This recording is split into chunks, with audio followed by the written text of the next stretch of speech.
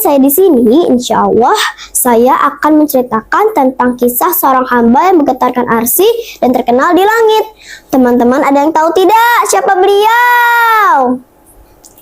Ya, beliau adalah Uwais Al-Qarni. Al-Qarni memiliki arti dalam bahasa Arab, yaitu penghuni langit. Uwais adalah seorang pemuda dari Yaman yang hidup di zaman Nabi Muhammad SAW. Ia hidup berdua dengan ibunya yang lumpuh dan buta.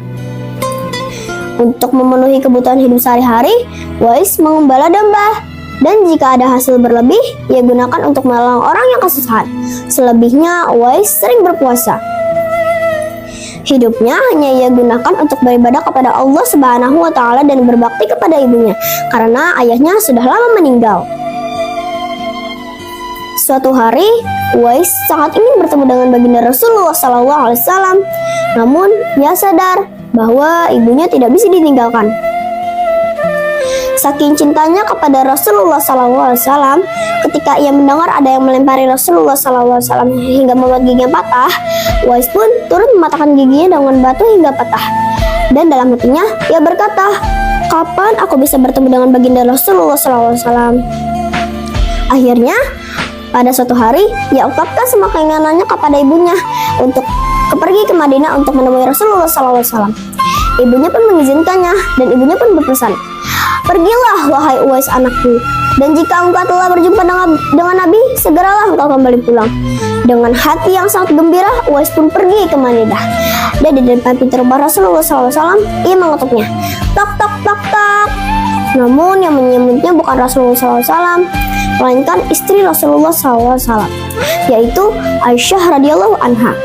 Aisyah radhiyallahu anha berkata bahwa Nabi sedang tidak ada di rumah. Beliau sedang dalam perangan. Mendengar hal itu, Uwais sangat sedih karena dihadapkan dengan dua pilihan, yaitu menunggu Nabi pulang atau segera pulang kembali ke Yaman karena teringat dengan pesan ibunya. Dengan berat hati, Uwais pun memilih untuk pulang kembali ke Yaman karena teringat dengan pesan ibunya. Setelah Nabi pulang dari peperangan, Aisyah radhiyallahu anha pun menceritakan bahwa ada seorang pemuda dari Yaman yang mencari Rasulullah SAW. Namun karena teringat dengan pesan ibunya, akhirnya ia memilih untuk pulang kembali ke Yaman. Lalu Rasulullah SAW pun menceritakan kepada para sahabatnya, yaitu Khalifah Umar radhiyallahu anhu dan Ali radhiyallahu anhu, bahwa pemuda yang mencarinya itu adalah pemuda yang terkenal di langit. Dan jika ingin bertemu dengannya, perhatikanlah di telapak tangannya ada tanda putih karena bekas penyakit sopak, dan mintalah doa dan istighfar padanya.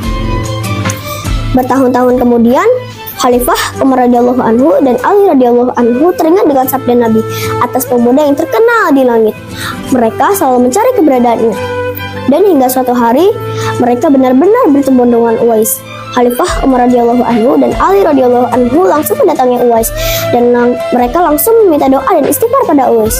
Namun Uwais menolaknya, dan Uwais berkata, "Sayalah yang harus meminta doa dan istighfar pada kalian." Namun karena terus memaksa, akhirnya Uwais pun mendoakannya. Setelah bertahun-tahun kemudian, Uwais pun meninggal dunia. Anehnya, proses pemakamannya dihadiri oleh ribuan orang yang ingin merawat jenazahnya. Ternyata ribuan orang itu adalah malaikat yang dikirimkan oleh Allah Subhanahu wa Ta'ala. Subhanallah, Maha Suci Allah, sungguh mulia sosok Uwais Al-Qarni ini, pemuda yang terkenal di langit karena ketaatan pada ibunya. Semoga cerita Uwais Al-Qarni ini mengajarkan kita untuk berbakti kepada kedua orang tua kita. Sebelum saya tutup, saya mau kasih pantun lagi nih. Jalan-jalan ke kota Mekah, cakep. Ingin sholat berlama-lama, cakep. Semoga cerita ini berkah, memberi rahmat untuk kita semua.